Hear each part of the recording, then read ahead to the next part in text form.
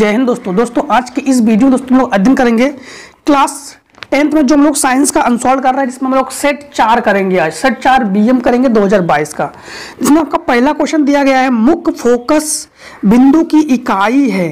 तो मुख्य फोकस बिंदु, तो फोकस बिंदु की इकाई है। अब नंबर 1 आपका दिया गया है मीटर, नंबर 2 दिया गया है वर्ग मीटर, और नंबर 3 दिया गया है प्रति मीटर, और नंबर 4 दिया गया है इनमें से कोई नहीं। आपको बता दें कि फोकस बिंदु की इकाई, आपको फोकस दूरी इकाई का मतलब होता है मात्रक। फोकस दूरी को हम लोग किस में नापते हैं? मीटर में नापते हैं या सेंटीमीटर में नापते हैं? मीटर में या सेंटीमीटर में नापते हैं। तो आपको बता दें कि हमेशा आप लोगों को जब भी न्यूमेरिकल्स बताया है तो हमने सेंटीमीटर में ही आपको पढ़ाया है, उसमें सेंटीमीटर में ही मान दिया जाता है। तो मुख्य फोकस बिंदु की इकाई होती है, वैसे तो मीटर होना चाहिए, पहला ऑप्शन सही होना चाहिए, ठीक है, लेकिन यहाँ पर हम लोग सेंटीमीटर की बात कर रहे हैं, सेंटीमीटर में मान दिया जाता है फोकस बिंदु का मान, इसलिए हम लोग कहेंगे चौथा ऑप्शन सही है, इनमें से कोई नहीं। इसके बाद 1 का खा में आपके पास कहा गया है एक पारदर्शी माध्यम से दूसरे पारदर्शी माध्यम में प्रवेश करने पर प्रकाशीय किरण के लिए अपवर्तन कोण का मान आपतन कोण की तुलना में कम होता है यदि प्रकाश की किरण, हमने आपको पढ़ा दिया है सघन माध्यम, विरल माध्यम, 2 माध्यम पढ़ाया है ना। सघन माध्यम मतलब ठंडा माध्यम, विरल माध्यम मतलब गर्म माध्यम। जब प्रकाश किरण सघन से विरल में जाता है तो अविलंब से दूर हटता है, ये भी पढ़ा है आपको, और जब विरल से सघन में जाता है तो अविलंब की ओर झुकता है, ये भी आपको पढ़ाया हमने। तो प्रकाश पारदर्शी माध्यम से दूसरे पारदर्शी माध्यम में प्रवेश कर रहा है और आपतन कोण का मान यानी अपवर्तन कोण का मान आपतन कोण की तुलना में कम होता है। तो ऐसे कंडीशन में कम हो रहा है, इसका मतलब है प्रकाश किससे किस में जा रही है? प्रकाश किरण तो विरल माध्यम से सघन माध्यम में जा रही है। आपको बता दें विरल माध्यम से सघन माध्यम में जाने पर प्रकाश की जो चालें है वो भी कम होती है, वो अविलंब की ओर झुकती है, और सघन से विरल जाने पर अविलंब से दूर हटती है, चालें बढ़ती है, ठीक है। तो दूसरा ऑप्शन सही हो जाएगा, विरल माध्यम से सघन माध्यम में जा रही है। क्वेश्चन नंबर तीसरा, मतलब तीसरा नहीं 1 का गा, प्रतिरोध R के किसी तार के टुकड़े को 3 बराबर भागों में काटा जाता है। R प्रतिरोध के तार को कितने बराबर भागों में हम लोग काट रहे हैं? 3 बराबर। इन टुकड़ों को फिर समांतर क्रम में संयोजित कर देते हैं। किस क्रम में संयोजित कर दे? समांतर क्रम में। यदि संयोजन का तुल्य प्रतिरोध R डैश हो तो R बटे R डैश का अनुपात का मान क्या होगा?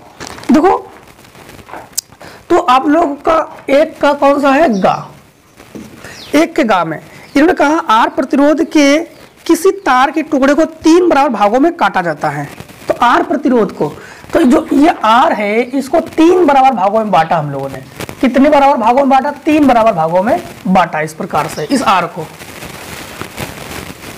इन टुकड़ों को फिर समांतर क्रम में संयोजित कर देते हैं। इन टुकड़ों को हम लोग किस क्रम में संयोजित कर देते हैं? समांतर क्रम में संयोजित कर देते हैं। संयोजन का तुल्य प्रतिरोध R डैश है, तो R बटे R डैश का अनुपात ज्ञात कीजिए। आपको पता है कि इसको हम लोगों ने कितने बराबर भागों में बांटा है? 3 बराबर भागों में बांटा है, ठीक है। और R डैश का तुल्य क्या? R डैश है, तुल्य प्रतिरोध R डैश है। तो R तुल्य जो है ये हमारे पास R डैश जो तुल्य प्रतिरोध है, ठीक। तो हमसे पूछा गया है R बटे R डैश का मान बताइए।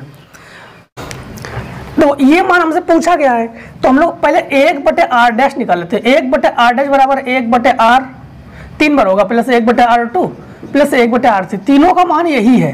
तो 1 बटे R डैश बराबर 1 बटे R बटे 3 प्लस 1 बटे R बटे 3 प्लस 1 बटे R बटे 3, ठीक। ये तीन जो है सब ऊपर पहुंच जाएंगे, तो 3 बटे R प्लस 3 बटे R प्लस 3 बटे R। 1 बटे R डैश बराबर ये हो जाएगा 9 बटे R, ये R पहुंच जाएगा इससे गुणा में, तो R बटे R डैश बराबर हो जाएगा 9 ओम। तो कौन सा ऑप्शन दोस्तों हमारे पास सही हो रहा है? ऑप्शन दोस्तों हमारे पास सही हो रहा है आपका तीसरा। तो तीसरा ऑप्शन हमारे पास हो गया सही, ठीक। इसके बाद देखो क्वेश्चन नेक्स्ट, इसमें क्या कहा गया है कि समरूप चुंबकीय क्षेत्र में स्थित एक धारावाही चालक पर लगने वाले बल की दिशा ज्ञात करने के लिए, ये तो पता है फ्लेमिंग की बायात का नियम का प्रयोग करते ही हम लोग। तो तीसरा ऑप्शन सही हो गया। एक उत्तर लेंस की फोकस दूरी का क्या तात्पर्य है? तो दूसरे का, तो आप लोग लिखोगे उत्तर दूसरे का, उत्तर दूसरे का। अब हेडिंग डालोगे फोकस दूरी। फोकस दूरी किसे कहते हैं आपको बता दें, दर्पण तो है नहीं, लेंस है, तो आप लोग लिखोगे लेंस के ध्रुव तथा मुख्य फोकस, या फोकस कर दो, मुख्य फोकस ना हो, दो फोकस होता है सुना, दर्पण के ध्रुव तथा लेंस के दर्पण फोकस तक की दूरी को क्या लिखोगे आप लोग? फोकस तक के दूरी को फोकस दूरी कहते हैं। तो फोकस दूरी किसे कहते हैं? लेंस के ध्रुव तथा फोकस तक के दूरी को हम लोग क्या कहते हैं? फोकस दूरी। इसे हम लोग स्मॉल एफ से प्रदर्शित करते हैं।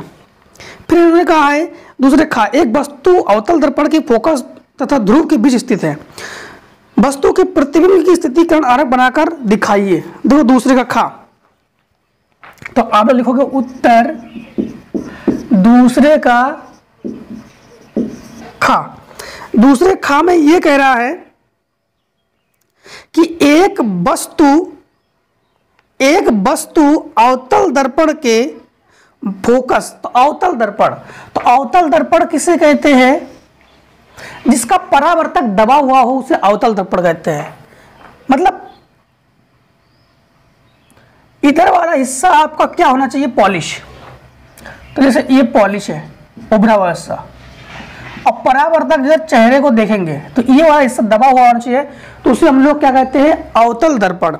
ये अवतल दर्पण का क्या हो गया? मुख्य अक्ष। ये क्या हो गया? ध्रुव। ये क्या हो गया? Focus F. और ये क्या हो गया? वक्रता केंद्र सी। इन्होंने कहा है वस्तु को कहां रखोगे? वस्तु को जो है फोकस तथा ध्रुव के बीच स्थित है। फोकस तथा ध्रुव, तो ये फोकस और ये फोकस, ये ध्रुव, इसके बीच वस्तु स्थित है। इस प्रकार से वस्तु से हमेशा दो किरणें निकलती है। एक किरणें जो मुख्य अक्ष के समांतर आती है, जो मुख्य अक्ष के समांतर आती है वो किरणें फिर मुख्य फोकस होकर जाती है।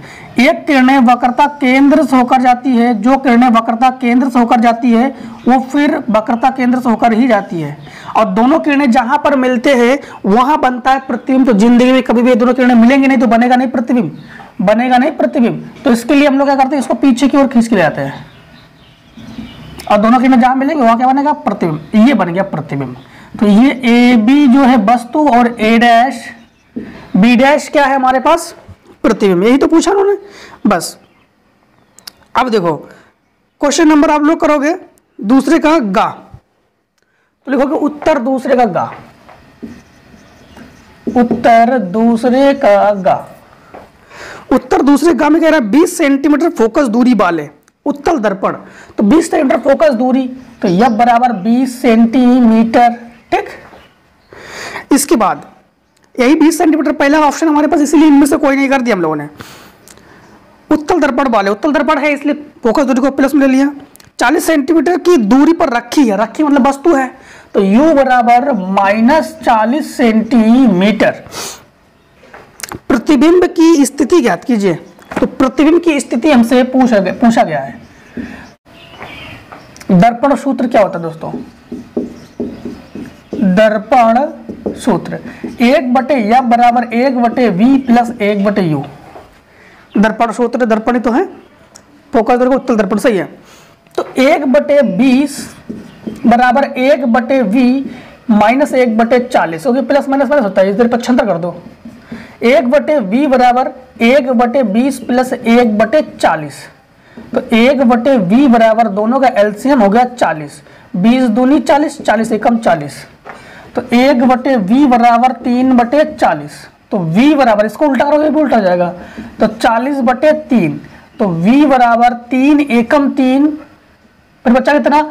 1, 3 त्रिका 9, बचा 1 दशमलव 0 बढ़ाया, 3 त्रिका 9, तो 13.3 सेंटीमीटर। ये आ गई प्रतिबिंब की स्थिति। तो प्रतिबिंब कितनी दूरी पर है? प्रतिबिंब जो है आपके पास 13.3 सेंटीमीटर की दूरी पर है। ठीक है, अब देखो क्वेश्चन नंबर नेक्स्ट। तो क्वेश्चन नंबर नेक्स्ट से पहले दोस्तों अब लोग इतने का शॉर्ट कर लो। अब देखिए क्वेश्चन नंबर हम लोग करेंगे तीसरे का। 3 प्रतिरोधक की प्रतिरोधकता 2 ओम, 3 ओम, 6 ओम है। इस किस क्रम में संयोजन किया जाए कि इनका प्राणायाम प्रतिरोध का मान पहला कंडीशन में 4.5 ओम, दूसरा कंडीशन में 4 ओम हो जाए। तो लिखोगे आप लोग, हल करोगे तो क्या लिखोगे आप लोग? उत्तर 3 का। ठीक, उत्तर 3 का। इसको काम करो, R1 बराबर लिखो 2 ओम, R2 बराबर लिखो 3 ओम, R3 बराबर लिखो 6 ओम।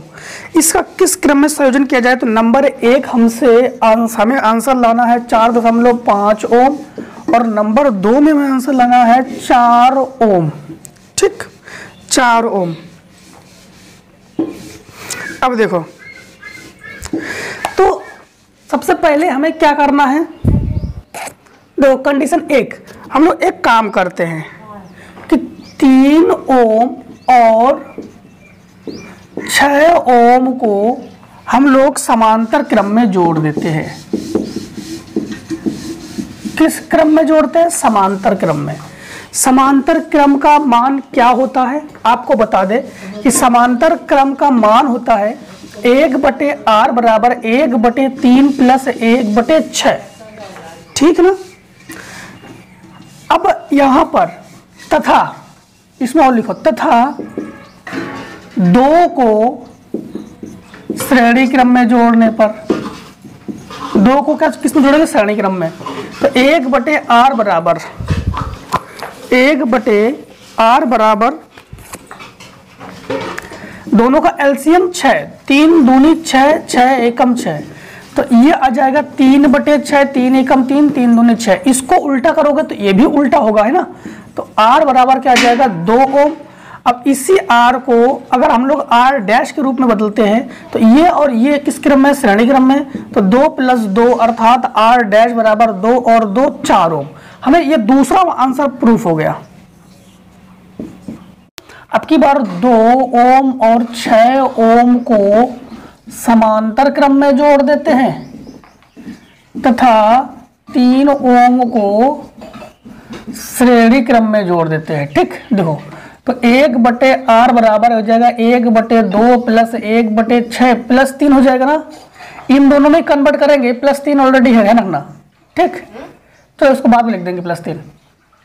तो यह जगह 1/r बराबर 1/6, तो 2 3 6 प्लस 6 एकम 6, 4/6। इसको उल्टा कर दो तो r बराबर 6/4, ये 3 और ये 2, तो जब काटोगे तो 2 एकम 2, 1/2 है ये।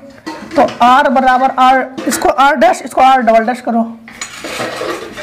r डबल डैश, तो 3 + 1.5, क्योंकि 3 को श्रेणी क्रम में जोड़ा था ना। तो r डबल डैश का मान आ गया आपके पास 4.5 ओम। और यही हमें 2 बार प्रूफ करने के लिए कह रहा था। एक बार 3 और 6 को पार्श्व क्रम में जोड़ दिया और एक बार 2 और 6 को पार्श्व क्रम में जोड़ दिया। एक बार 2 को श्रेणी क्रम में जोड़ा, एक बार 3 को श्रेणी क्रम में जोड़ा। क्वेश्चन नंबर अगर आपको ये नहीं करना है एग्जाम में तो इसका अथवा दिया गया है। ओम का नियम क्या है? परिपथ चित्र की सहायता से इसका सत्यापन कैसे करेंगे? तो आप लोग लिखोगे क्या? उत्तर तीसरे का खा का अथवा। अब लिखोगे खा नहीं का, तो उत्तर तीसरे का और ऐसे अथवा लिखोगे। सबसे पहले तो आपको हेडिंग डालना ओम का नियम। ओम का नियम, ओम का नियम को आप लोग अपने स्क्रीन पर देखो। ओम का नियम क्या है? देखा ना आप लोगों ने ओम का नियम? तो ओम का नियम क्या है? ओम का नियम आपको बता दे। ओम के नियम के अनुसार अगर यदि किसी चालक का मतलब क्या है? तार। यदि चालक की भौतिक अवस्था में उसकी ताप, दाब, लंबाई में अगर परिवर्तन नहीं करोगे तो धारा और विभवांतर का जो अनुपात है वो नियत रहेगा। इसे ओम का नियम कहते हैं। जैसे आपको बता दें कि जैसे मान लो कि ये एक तार है, ठीक, और एक ये दूसरा तार है, ठीक, एक ये तार है और एक ये तार है।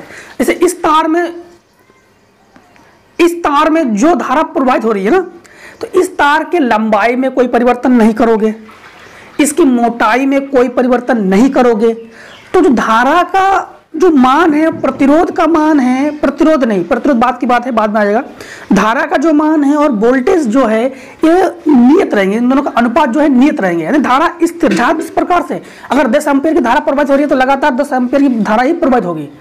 अगर आपने इस तार में परिवर्तन कर दिया तो धारा 10 एम्पीयर के बदले धारा के मान में कुछ ना कुछ परिवर्तन आना है। इसे ओम का नियम नहीं कहेंगे। ओम के नियम में चालक का मतलब तार की भौतिक अवस्था, मतलब इसकी लंबाई, इसके ताप, इसके दाब में परिवर्तन नहीं करोगे तो धारा का मान नियत रहेगा, वोल्टेज का मान नियत रहेगा। उसे हम लोग क्या कहेंगे? ओम का नियम।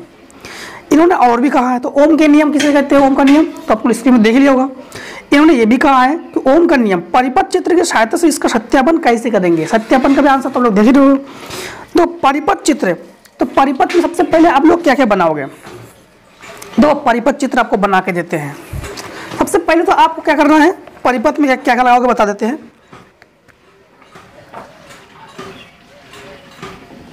परिपथ में एक लगाओगे आप लोग कुंजी,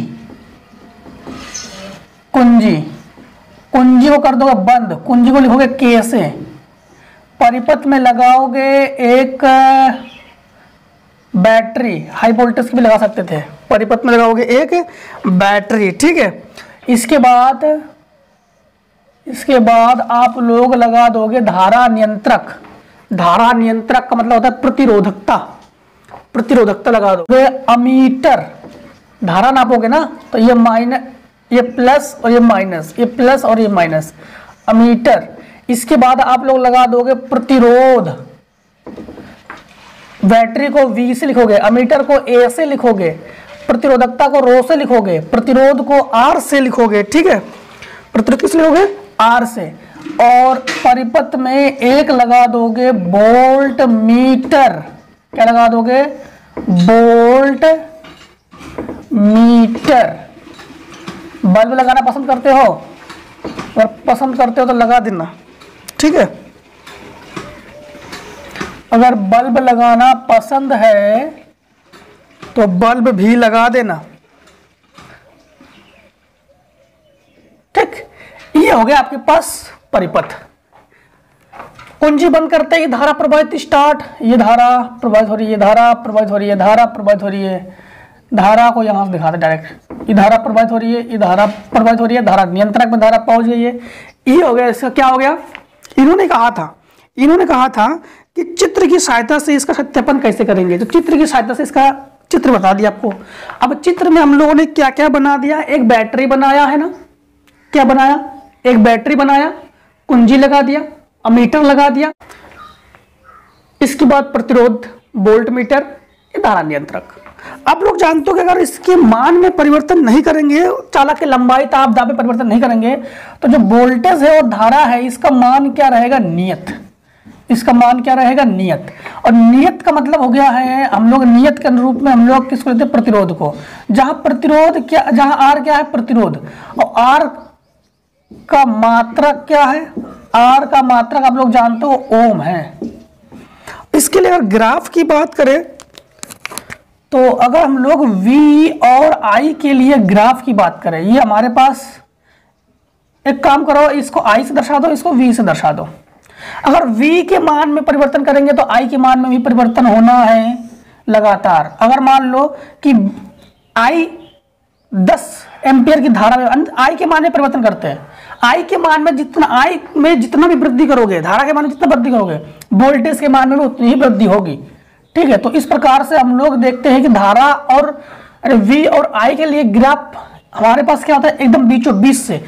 इसका मतलब फिर से बता देते हैं, अगर वोल्टेज के मान में वृद्धि करोगे तो धारा के मान में वृद्धि होगी, अगर धारा के मान में वृद्धि करोगे तो वोल्टेज के मान में वृद्धि होगी, वोल्टेज के मान में वृद्धि कमी करोगे तो धारा के मान में कमी होगी। उसके लिए ग्राफ हम लोग सतत वक्र बनाते हैं। क्या बनाते हैं? सतत वक्र बनाते हैं, ठीक है। इसके बाद देखो क्वेश्चन नंबर आपका तीसरे खा में करें निकट दृष्टि दोष से पीड़ित एक व्यक्ति। तो उससे पहले दोस्तों इतनी का आप लोग शॉर्ट कर लो जरा। तो तो देखो क्या कह रहा था कि निकट दृष्टि दोष से पीड़ित व्यक्ति अधिकतम 100 मीटर की दूरी देख सकता है। तो तीसरे का खा, उत्तर तीसरे का खा कितना देख सकता है? 100 मीटर की दूरी देख सकता है। इस दोष का निवारण के लिए प्रयुक्त लेंस की फोकस दूरी तथा उसकी प्रकृति क्या होनी चाहिए? फोकस दूरी पूछ रहा है ना, तो यह बराबर क्वेश्चन मार्क। कितना देख सकता है? 100 मीटर देख सकता है। कितना देख सकता है? 100 मीटर की दूरी देख सकता है, ठीक। और इसके बाद इन्होंने कहा, हमें जानते हैं कि 100 मीटर दूरी देख सकता है, तो यू का मान आपके पास क्या हो गया? इन्फिनिटी हो गया, ठीक। यू का मान आपके पास क्या हो गया? इन्फिनिटी हो गया। और निकट दृष्टि दोष, तो निकट दृष्टि दोष के लिए हम लोग कौन सा लेंस का प्रयोग करते हैं? अवतल लेंस का प्रयोग करते हैं। तो हम लोग कौन सा सूत्र लगा देंगे इसमें? लेंस सूत्र लगाएंगे। क्या लगाएंगे? लेंस सूत्र। 1/f बराबर 1/v माइनस 1/u, ठीक। ये फार्मूला हो गया। इस फार्मूले के अनुसार हम लोग वैल्यू को पुटअप कर देंगे, तो 1/f बराबर 1/-100 माइनस 1/इन्फिनिटी। इसका 1/इन्फिनिटी का मान 0 होता है, तो 1/f बराबर -100, 1/, में तो f बराबर -100 मीटर। तो f का मान भी क्या हो गया? 100 मीटर। फोकस दूरी कितने मीटर पर है? 100 मीटर पर है। इसके बाद इसकी प्रकृति क्या होनी चाहिए? इन्होंने ये भी पूछा है। तीसरे खा में इन्होंने क्या कहा है कि इसकी प्रकृति भी क्या होनी चाहिए? तो प्रकृति अवतल लेंस। प्रकृति कौन सा लेंस? अवतल लेंस। निकट दृष्टि दोष है ना। इसके बाद तीसरे खा का अथवा, प्रिज्म से प्रकाश का अपवर्तन किस प्रकार होता है? श्वेत प्रकाश का वर्ण विचरण प्रिज्म में कैसे होता है? चित्र बनाकर समझाइए। देखो तीसरे का खा, तीसरे का खा, तीसरे खा का पहले आप लोग आंसर देख लो अपनी स्क्रीन पर।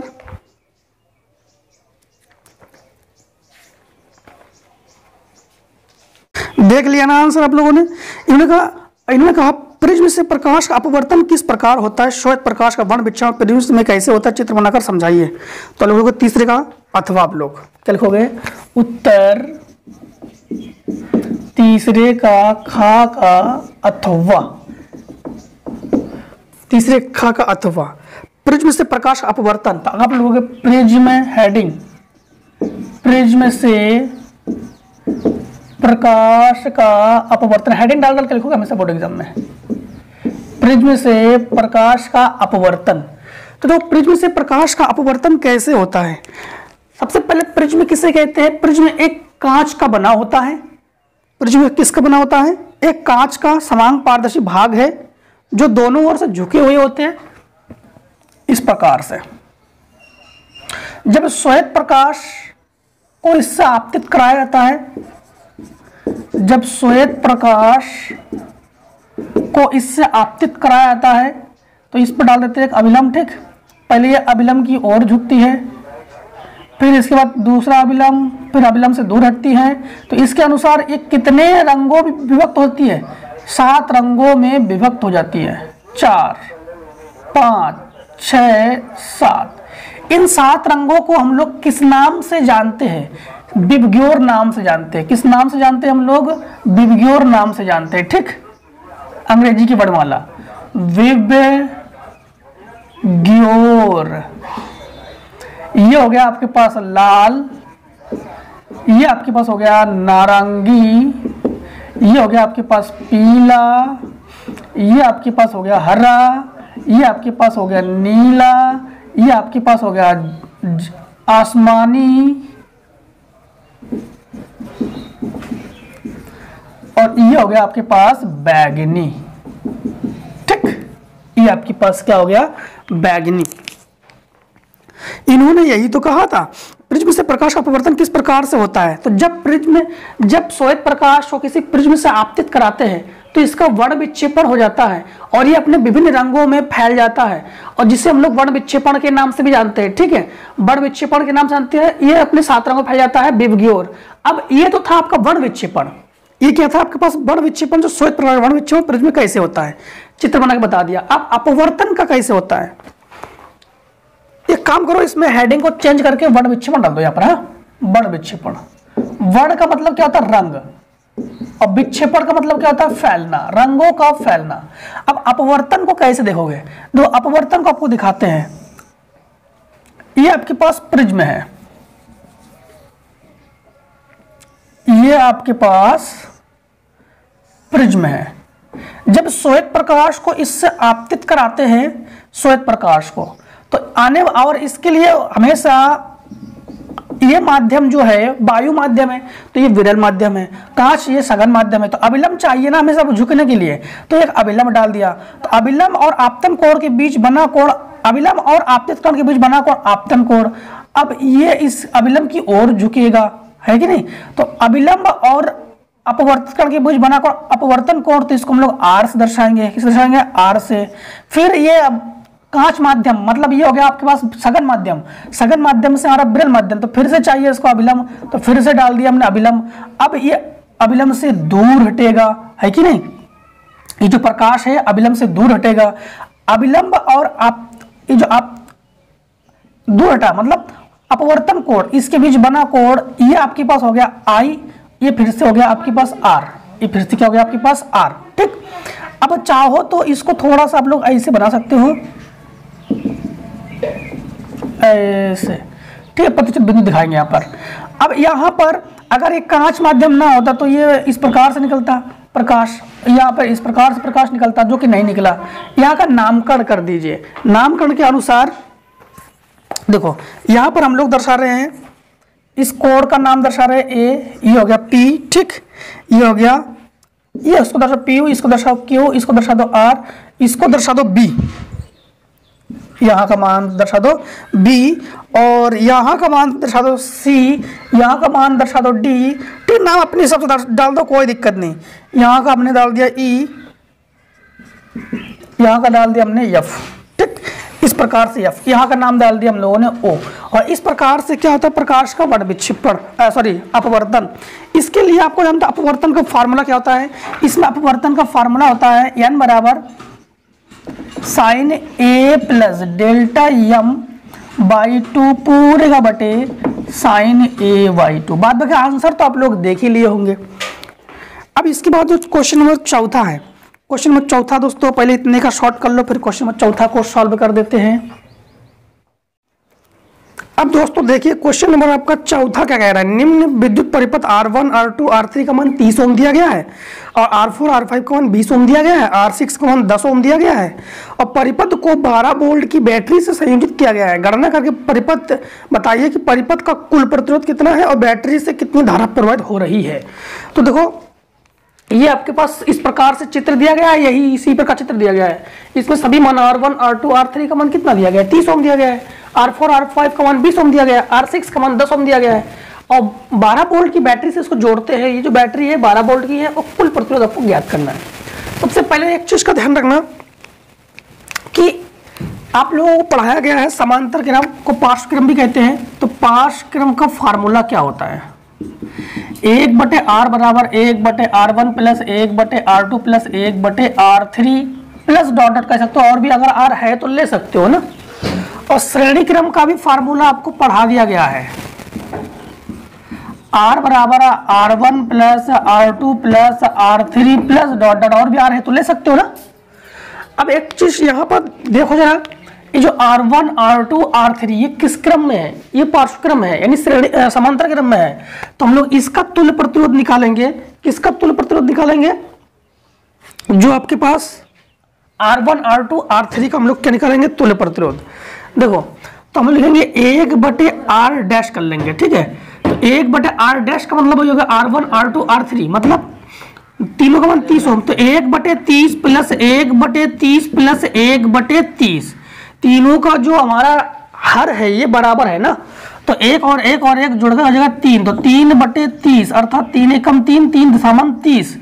तो हम लोग R डैश का मान हम लोग क्या कहेंगे? 10 ओम आ गया। अब यहाँ पर R4, R5 ये किस क्रम में है? ये भी हमारे पास समांतर क्रम में है। तो इसको लिख रहे हैं हम लोग R डबल डैश से, ठीक, R डबल डैश से। तो R4 का मान 20 और R5 का मान भी 20, जो कि समांतर क्रम है ना, ये दोनों समांतर क्रम में है। तो ये कहेंगे दोनों का हर बराबर है, तो 2/20 अर्थात 1/10। तो R डबल डैश का मान भी हमारे पास क्या हो गया? 10 ओम।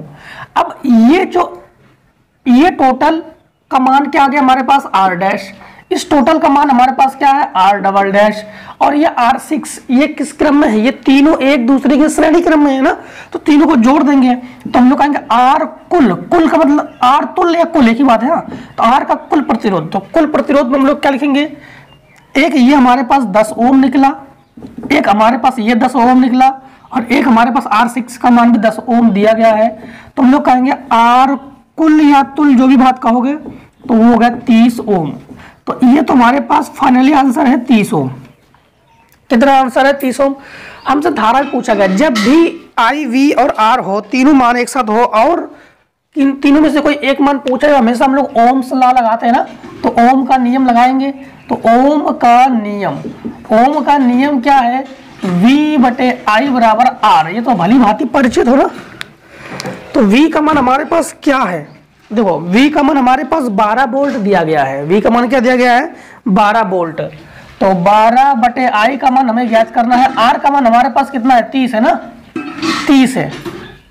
तो I को पहुंचा दो 30 के जगह, 30 को पहुंचा दो I की जगह, तो I बराबर 12 बटे 30, I बराबर 12 बटे 30, 3 दशमलव 30, 3 चौको 12, अर्थात I बराबर 0.4 और एम्पियर। और ये दोस्तों धारा के लिए भी हमारे पास आंसर हो गया। और भी कुछ कहा गया क्या, देख लेते हैं। नहीं, और कुछ नहीं कहा गया, बस इतना ही आपको ज्ञात करना था। इसका अगर आपको एग्जाम में ये नहीं करना तो इसका अथवा करना है। विद्युत जनित्र का कार्यकारी सिद्धांत क्या है, चित्र की सहायता से इसकी कार्य विधि समझाइए। तो विद्युत जनित्र के लिए हमने अलग से वीडियो बना दिया है, जिसका जो लिंक है वो हमने कमेंट सेक्शन में पिन कर दिया है। वहां पर उस लिंक को ओपन करके विद्युत जनित्र के कार्यकारी सिद्धांत और चित्र, इसकी पूरा डेफिनेशन, पूरा सब कुछ अच्छे से अध्ययन कर लीजिए, क्योंकि ये बहुत इंपॉर्टेंट है, विद्युत जनित्र है, ठीक है। तो ये हर बार पूछा ही जाता है, विद्युत जनित्र को अच्छे से अध्ययन कर लीजिए। तो दोस्तों मिलते हैं नेक्स्ट वीडियो में, तब तक दोस्तों जय हिंद जय भारत, स्वस्थ रहिए, मस्त रहिए, आराम से पढ़ते रहिए। Test screenshot.